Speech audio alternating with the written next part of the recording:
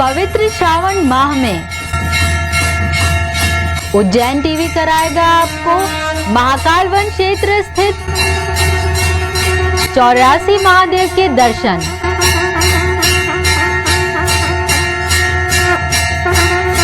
प्रतिदिन कीजिए एक महादेव के दर्शन और जानिए उनकी गाथा केवल उज्जैन टीवी के समाचारों में।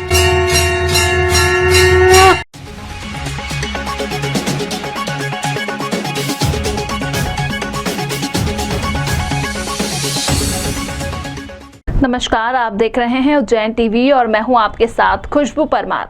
आइए नजर डालते हैं आज के प्रमुख समाचारों की ओर। श्रावण माह के पहले सोमवार पर धूमधाम से निकली बाबा महाकाल की सवारी। परंपरानुसार प्रदेश के मुखिया ने भी अपनी मौजूदगी दर्ज कराई। पूर्व मुख्यमंत्री उमा भारती ने गर्भगृह में किया पूजा पाठ। माधव कॉलेज स्थित 2MP battalion RT battery NCC ने मनाया कारगिल विजय दिवस।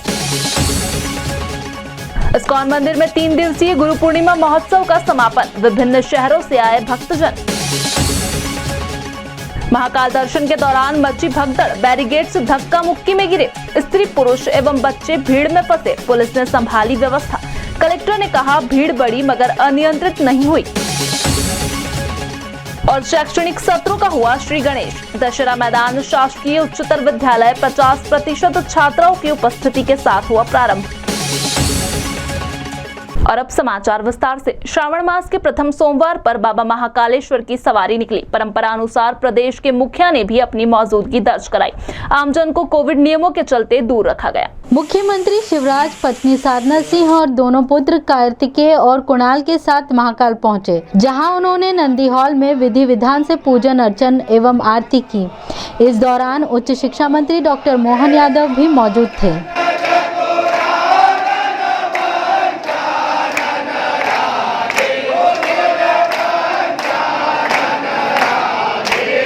कोविड के साए में यह दूसरे साल का दूसरा श्रावण है। दूसरे सावन के पहले सोमवार को बाबा महाकालेश्वर की पहली सवारी निर्धारित समय पर मंदिर से प्रारंभ हुई। इस वर्ष भी सवारी परिवर्तित लघु मार्ग से ही निकाली गई। सवारी में पालकी के इर्द गिर्द गिने चुने लोग थे, जिनमें महाकाल के पंडित पुजारी भी थे। कोविड गाइडलाइन के चलते आमजन सवारी से दूर रहे। जहां तक मौसम का सवाल है, सुबह से ही बौछारों से श्रावण मास ने अपना भक्ति भाव प्रकट किया। दिन भर गहन गंभीर घटाओं से आसमान आच्छादित रहे। क्षण भर धूप की झलक भी मिली। सारांशतः नगर का वातावरण भक्तिमय रहा। महाकालेश्वर की सवारी का पारंपरिक आकर्षण है 7 मुखौटे, जिनका दर्शन कर जन सामान्य अपनी आस्था व्यक्त करते हैं। इन 7 मुखौटों की उपस्थिति का भी निर्धारित क्रम रहता है। पहली सवारी में मनमहेश, दूसरी में चंद्रमौलेश्वर, तीसरी सवारी में उमा महेश, चौथी सवारी में शिव तांडव, 5वीं सवारी में जटाशंकर, छठी सवारी में होलकर तथा 7वीं सवारी में सप्तधान पालकी में आरूढ़ होते हैं। क्रमानुसार आरूढ़ होने के बाद हर एक मुखौटा सवारी में अनुकरण करते हैं। बाबा महाकाल की सवारी अपने निर्धारित मार्ग से होते हुए शिप्रा तट पहुंची, जहां पालकी का पूजन अर्चन किया गया। इसके पश्चात सवारी पुनः महाकाल के लिए रवाना हुई। पहले सोमवार महाकाल मंदिर पर लगा भक्तों का तांता। उमा भारती भी पहुंची महाकाल की शरण में। तड़के ब्रह्म मुहूर्त से भगवान महाकाल की पंचामृत स्नान व भव्य श्रृंगार के साथ भस्म आरती प्रारंभ हुई। भोलेनाथ को 1008 बेलपत्र की माला भेंट की गई।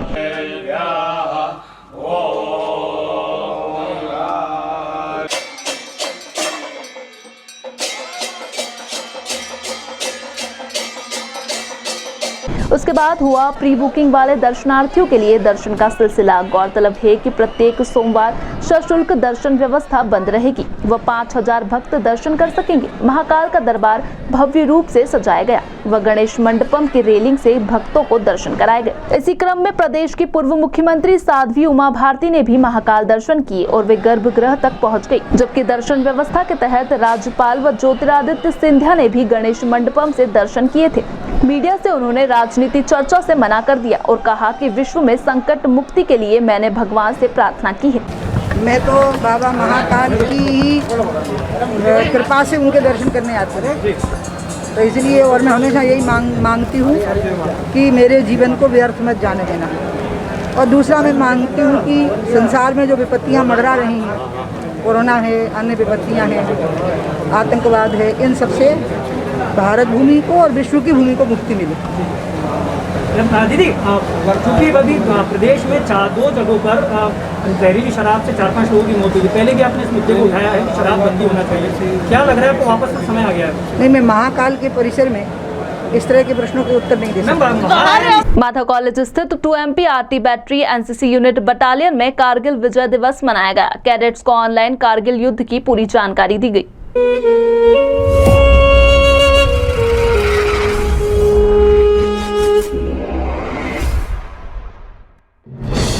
सन 1999 पड़ोसी मुल्क पाकिस्तान ने बगैर किसी आभास के अपने सैनिकों को LOC पार कर भारत की सीमा के अंदर भेज दिया। जनरल परवेज मुशर्रफ। जनरल का प्लान सीधा और साफ था, सर्दियों की चरम पर प्रशिक्षित कमांडोज को जिहादी जामा उड़ाकर भारत की सरहद के पार भेजना, वहां पोस्ट और बंकर पर कब्जा करके कश्मीर और लद्दाख को जोड़ती कड़ी को तोड़ना। द्रास सेक्टर की मुश्को घाटी, मारपोला रिज लाइन, कारगिल के आसपास काकसर, बटालिक सेक्टर, चोर बाटला सेक्टर और सियाचिन के दक्षिण में तुर्तुक पर पाकिस्तानी फौज ने धोखे से अपना कब्जा जमा लिया था। तो भारतीय सेना ने तुरंत एक्शन लेते हुए युद्ध का ऐलान कर दिया।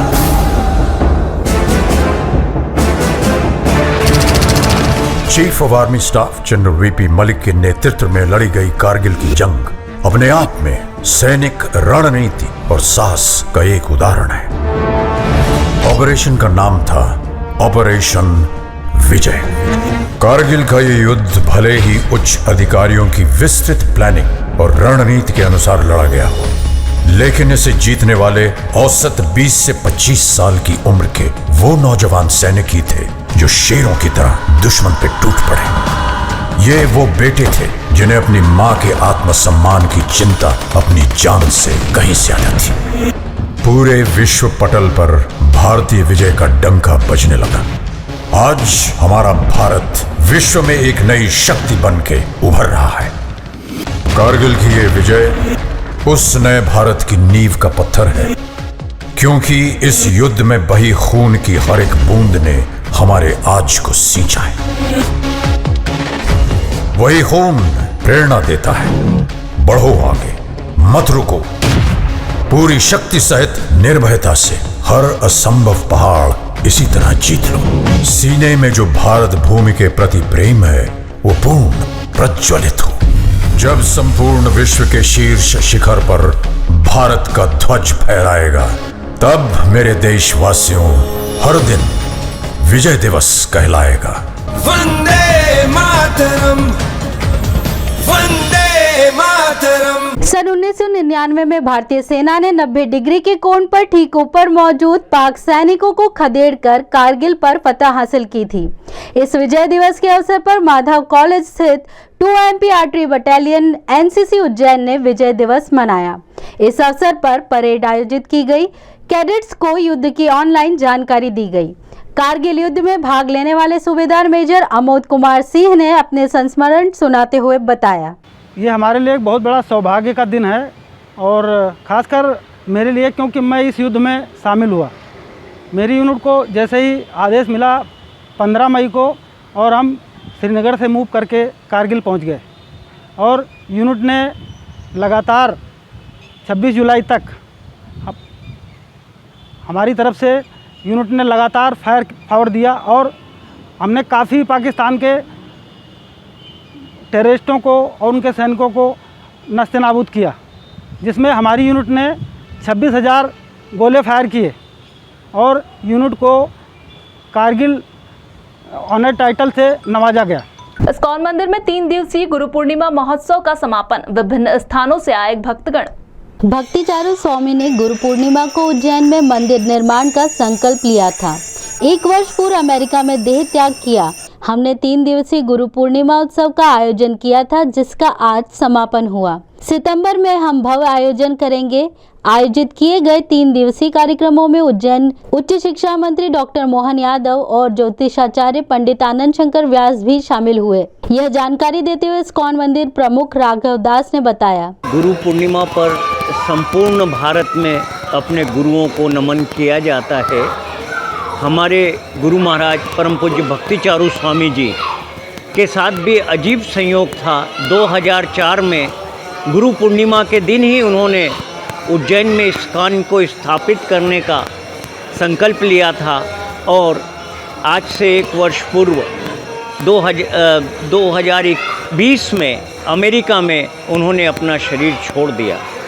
तो यह उनका तिरोभाव तिथि था और ये दोनों उत्सवों को हमने बहुत ही शानदार तरीके से मनाया। शैक्षणिक सत्र हुए प्रारंभ। कोरोना के खौफ का साया लगा सिमटने 50% उपस्थिति के साथ शुरू हुआ दशहरा मैदान स्थित शासकीय कन्या उच्चतर विद्यालय। कोरोना के खौफ का काला साया धीरे धीरे सिमटने लगा है। फलतः शैक्षणिक संस्थाओं में सत्र आरंभ होने लगा है। दशहरा मैदान शासकीय उच्चतर कन्या विद्यालय में 50% के साथ सत्र शुरू हो गया। विद्यालय की व्याख्याता पद्मजा रघुवंशी ने बताया कि सर्वप्रथम पालकों की अनुमति आवश्यक मानी गई है। इसके बाद मास्क और सोशल डिस्टेंसिंग की अनिवार्यता भी है। हाँ, आज से स्कूल प्रारंभ हो गए हैं। बच्चों को सारी सूचनाएं उनके ग्रुप्स, व्हाट्सएप ग्रुप्स बनाए, उसके माध्यम से दे दी गई थी। हमने 50% उपस्थिति के हिसाब से उनको डिवाइड भी कर दिया है। बच्चों को सख्त तरीके से बता भी दिया गया है कि सैनिटाइजेशन, सोशल डिस्टेंसिंग और मास्क का प्रयोग आपको करना है। साथ ही पेरेंट्स की अनुमति भी उसमें चाहिए, उनकी सहमति से ही ये बच्चे स्कूल में आकर पढ़ेंगे। आज से हमारा रेगुलर विद्यालय चालू कर दिया है हमने। कुछ बच्चे आए हैं, कुछ बच्चे प्रश्न करते हुए धीरे धीरे आ रहे हैं। 1-2 दिन में स्ट्रेंथ ठीक हो जाएगी, हमारे यहाँ आने लगेंगे। महाकाल में श्रद्धालुओं के अनायास बड़ी संख्या ने क्षणिक भगदड़ की स्थिति पैदा कर दी। जिलाधीश ने कहा, स्थिति अनियंत्रित नहीं होने दी। हमारा मकसद था कोई बगैर दर्शन किए न जाए। निर्धारित नियमानुसार ऑनलाइन बुकिंग के बाद 5000 दर्शनार्थियों की संख्या तय की गई थी। साथ ही सशुल्क दर्शन भी मान्य थे। सभी दर्शनार्थियों के लिए वैक्सीनेशन प्रमाण पत्र भी अनिवार्य था। उल्लेखनीय है कि सोमवार को पीएससी की परीक्षा में शामिल होने आए उम्मीदवार भी महाकालेश्वर के दर्शन के इच्छुक थे। प्रशासन ने उदारता का परिचय देते हुए फ्री फॉर ऑल की नीति अपनाते हुए दर्शनार्थियों पर लागू सारे प्रतिबंध शिथिल कर दिए। फलतः भीड़ का दबाव अनायास बढ़ गया, जो अल्पकालीन भगदड़ का कारण बना। इस अवधि में बैरिकेड्स गिरते हुए देखे गए और गिरे हुए बैरिकेड्स पर श्रद्धालुओं को गिरते देखा गया। कई स्त्री पुरुष और बच्चे भीड़ में दबते कुचलते हुए भी देखे गए। पुलिसकर्मियों ने यथाशीघ्र हालात पर काबू पाया।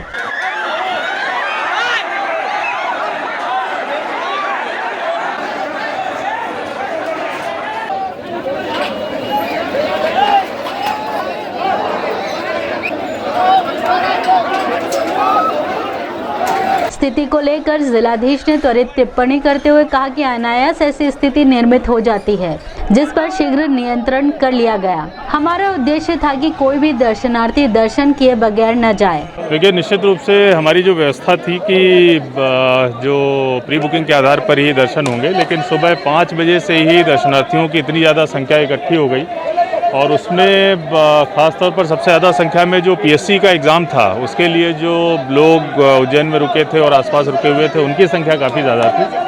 तो जैसे ही श्रद्धालु इतनी संख्या में इकट्ठे हुए तो हमारी तरफ से व्यवस्था बनाई गई कि उनको बिना दर्शन किए न जाना पड़े। इसीलिए प्री बुकिंग की व्यवस्था को तत्काल ख़त्म करके सभी को सहूलियत के साथ में दर्शन हम लोग करवा रहे हैं। देखिए, ऐसी कोई स्थिति हल्की फुल्की, जब बहुत ज़्यादा भीड़ हुई है तब हल्का फुल्का ऐसा 1-2 जगह हुआ है धक्का मुक्की, और जब इतनी बड़ी संख्या में भीड़ आती है, क्योंकि अप्रोच की भी दिक्कत है, अभी केवल और केवल एक अप्रोच है, इसीलिए हल्की फुल्की समस्या हुई है।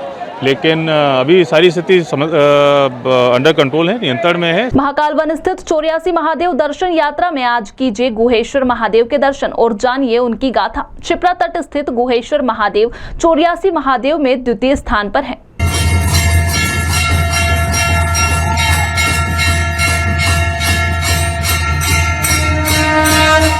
रथांतर कल्प में मंकणक नामक एक महायोगी हुए। वे देवदारू वन में तप कर रहे थे। एक समय उनके हाथ में कुश का कांटा लग गया, किंतु रक्त के स्थान पर शाक रस बहने लगा। वे भूमंडल पर नाचने चिल्लाने लगे। तप के इस प्रभाव से हर्षित हो उनके साथ चर अचर संपूर्ण संसार भी नाचने लगा। नदियों ने भी मार्ग बदल दिए। तब ब्रह्मा, विष्णु और सभी देवताओं ने शिव के पास जाकर ऋषि को रोकने का आग्रह किया। शिव जी ने प्रकट होकर उनसे कहा, हे ब्राह्मण, यह कार्य तुम्हारे योग्य नहीं है। नाचना तो स्त्रियों का कार्य है। ब्राह्मण का कार्य तो तप, स्वाध्याय व यज्ञ करना है। अपने मोक्ष के लिए शिप्रा तट पर पिशाच मुक्तेश्वर के समीप स्थित गुहेश्वर का पूजन अर्चन करो। तब ऋषि ने यथाविधि यहाँ आकर पूजन अर्चन किया।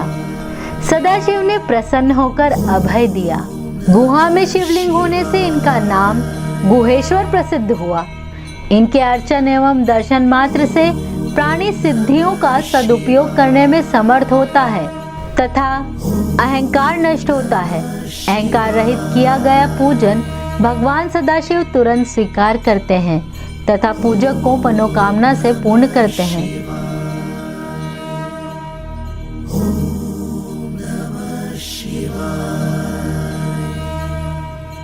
इसी के साथ आगे चलते हैं वेधशाला से प्राप्त मौसम के आंकड़ों की ओर।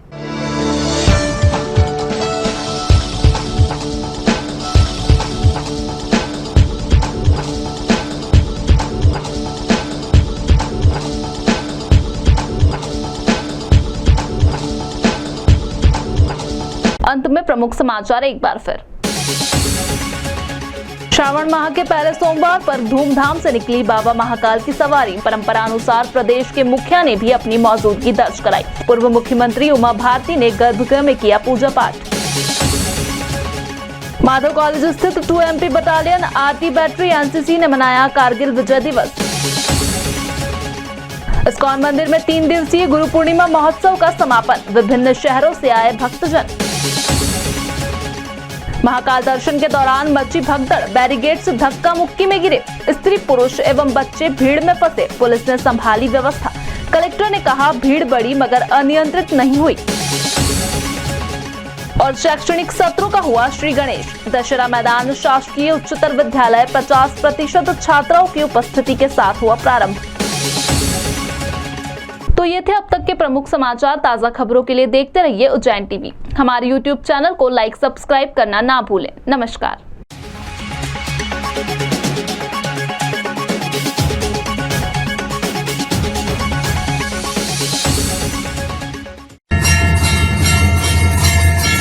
पवित्र श्रावण माह में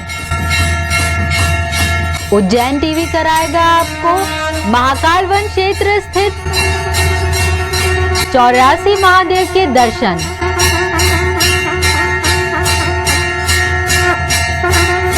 प्रतिदिन कीजिए एक महादेव के दर्शन और जानिए उनकी गाथा केवल उज्जैन टीवी के समाचारों में।